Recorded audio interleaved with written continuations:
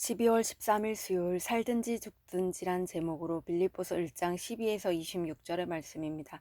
사랑의 하나님 감사합니다. 오늘도 말씀 묵상의 시간을 주심에 감사합니다. 이 시간을 통하여서 하나님의 말씀이 들리고 복음이 들리기 원합니다.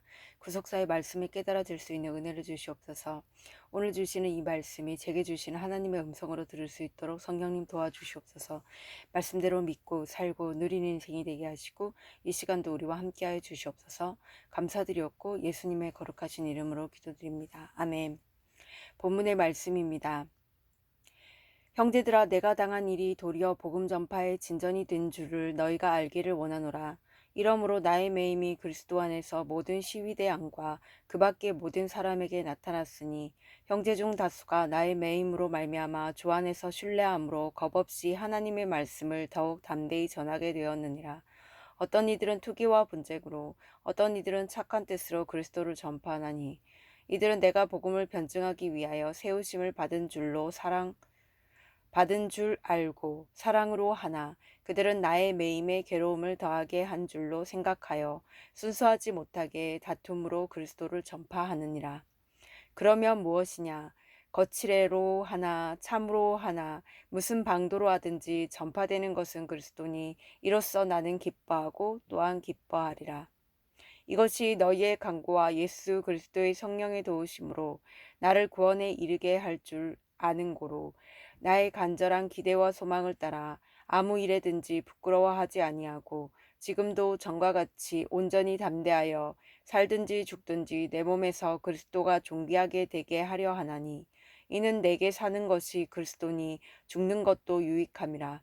그러나 만일 육신으로 사는 이것이 내 일의 열매일진데 무엇을 택해야 할는지 나는 알지 못하노라.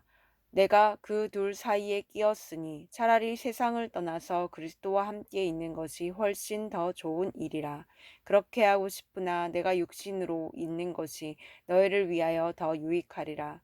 내가 살 것과 너희 믿음의 진보와 기쁨을 위하여 너희 무리와 함께 거할 이것을 확실히 아노니 내가 다시 너희와 같이 있으므로 그리스도 예수 안에서 너희 자랑이 나로 말미암아 풍성하게 하려 함이라. 아멘. 도움말입니다. 변증하다는 변호하다는 뜻이고 거칠에는 가식으로 겉만 보기 좋게란 뜻입니다. 20절의 간절한 기대는 사람이 앞에 있는 것을 보려고 목을 빼는 모습을 나타냅니다. 본문 요약입니다. 바울은 메인몸이 된 자신의 상황이 오히려 복음 전파에 도움이 되었다고 고백합니다. 하지만 복음을 전하는 자 중 어떤 이들은 투기와 분쟁으로, 어떤 이들은 착한 뜻으로 전했습니다. 그럼에도 바울은 그리스도가 전파되는 것 자체로 기뻐합니다. 그는 살든지 죽든지 그리스도가 존귀하게 되기를 원합니다. 오늘의 중보기도입니다. 전 세계 선교사들이 각자 갇히고 메인 환경에서 죽음을 통과한 사명의 확신으로 나아가게 하옵소서. 아멘. 본문 해설입니다. 첫 번째, 복음의 진전 12에서 18절의 내용입니다. 바울은 가뒀으나 복음은 가둘 수 없기에 그를 지키던 군인들도 복음을 듣게 됩니다. 바울도 처음에는 하나님이 자신을 갇히게 하심으로 많은 지역에 다니며 복음을 전하지 못하게 하시는 이유를 알지 못했을 것입니다. 하지만 그는 이것이 도리어 복음 전파의 진전이 됨을 깨달았습니다. 바울은 투옥 기간이 길어지면 길어질수록 모든 시위대와 궁의 사람들, 권력자들에게까지 복음을 전하고 신앙을 가르치기에 힘썼습니다. 그리고 그리스도가 전파되는 것 자체로 기뻐합니다. 적용 질문입니다. 내가 복음을 전하지 못하도록 매여 있다고 핑계대는 나의 감옥은 어디입니까? 두 번째, 바울의 증언 19에서 22절의 내용입니다. 바울은 자신에게 일어나는 모든 일이 구원을 향하고 있음을 알았습니다. 그래서 그는 감옥에서 탈출하는 방법을 모색하기보다 성도들의 강구와 성령의 도우심을 힘입습니다. 그리고 스데반의 순교가 그리스도께 영광이 되고 복음의 확산을 낳은 것처럼 바울 자신의 증언으로 하나님 나라와 복음이 드러나기를 원합니다. 성도에게는 죽는 것조차 유익합니다. 죽음이 이 땅에서의 수고와 고통에서 해방되어 그리스도께로 가는 관문이기 때문입니다. 적용 질문입니다. 나에게 일어난 죽을 것 같은 사건은 무엇입니까? 그것으로 내가 복음의 통로로 쓰임 받는 것을 그것으로 내가 복음의 통로로 쓰임 받을 것을 믿습니까? 삶과 죽음의 선택권을 주께 맡깁니까? 세 번째, 더 큰 유익 23에서 26절의 내용입니다. 우리는 삶에 집착하거나 죽음이나 상실로 두려움의 노예가 되기 쉽습니다. 하지만 죽을 준비가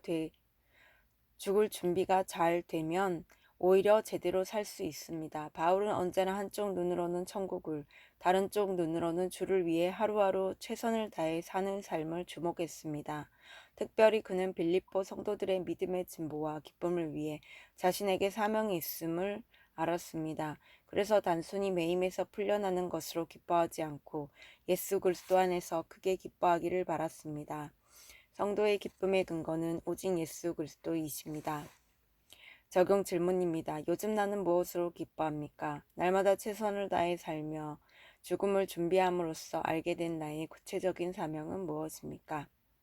오늘 기도하기는 매인 상황이 올무가 되어 스스로 마음을 괴롭게 할 때가 많은 저를 불쌍히 여겨 주옵소서. 살든지 죽든지 나를 통해 그리스도가 전파되는 은혜를 보고 누리게 하옵소서. 오늘 하루 이를 악물고 버티기보다 주님 만날 날을 기대함으로 삶 속에서 구체적인 사명을 발견하고 기뻐하게 하옵소서. 아멘. 묵상 간증입니다. 실직의 감옥이란 제목으로 박태돈님의 말씀 적용글입니다. 저는 세상 성공을 목표로 두고 하나님마저 나의 성공을 돕는 분으로 여기며 살았습니다. 아버지와 남편의 자리도 지키지 않고 사업에 매진했으나 실패했습니다. 그러다 저는 공동체 후 겉면으로 한 회사의 경력직이 아닌 신입사원으로 입사한 뒤 뛰어난 업무 성과를 보여 대표의 신임을 얻게 되었습니다. 이후 회사에 충성하여 8년간 아내와 주말부부로 지내며 쉼없이 일했습니다. 하지만 저를 시기한 상사의 모함으로 퇴직할 수밖에 없었습니다. 그 뒤 이직한 직장에서도 업무 성과는 좋으나 대표와의 갈등으로 퇴사하게 되었습니다. 실직이라는 매임의 사건이 계속되자 제가 그저 도구처럼 이용당했다는 생각에 회사가 원망스럽고 분했습니다. 그러나 모든 사건에 우연이 없다는 말이 기억나 기도와 말씀으로 하나님의 뜻을 구하며 내 죄만 보고 회개하기로 결심했습니다. 그러던 중 저는 교회에서 다른 지체의 영적 성장을 돕는 교육에 부르심을 받았습니다. 잠시 망설였지만 여태껏 내 뜻만 구하고 살았으니 이제는 돌이켜 착한 뜻으로 그리스도를 전파하기로 마음먹었습니다. 또한 교회 공동체가 내 자녀들의 보호자 역할을 해준 것처럼 저도 작게나마 다른 아이들을 섬기고자 청소년부 교사로 지원했습니다. 그러자 기복적으로 기도하고 말씀을 보던 때와 달리 영원토록 나를 사랑하시고 어떤 상황에서도 나를 품으시는 주님의 사랑이 담긴 구원의 메시지로 성경이 읽혔습니다. 그리고 저처럼 욕심으로 힘들어하는 지체들의 사연에 더욱 공감이 되어 함께 말씀을 나누며 힘을 얻었습니다. 세상을 향한 욕망은 저를 실직의 감옥에 매어 원망과 분노로 살다 죽을 뻔하게 했습니다. 하지만 공동체의 강구와 성령의 도우심으로 감정의 종노릇에서 벗어날 수 있었습니다. 여전히 되었다 함이 없는 죄인이지만 현재 상황에 제일 매여 주께서 저를 통해 하시려는 일을 이루길 원합니다. 이분에 적용하기는 큐티 말씀을 듣는 것으로 그치지 않고 작은 적용이라도 큐티 책에 쓰고 지키겠습니다. 청소년부에서 제가 맡은 고등부 학생들을 위해 아침 큐티 시간마다 기도하겠습니다. 입니다.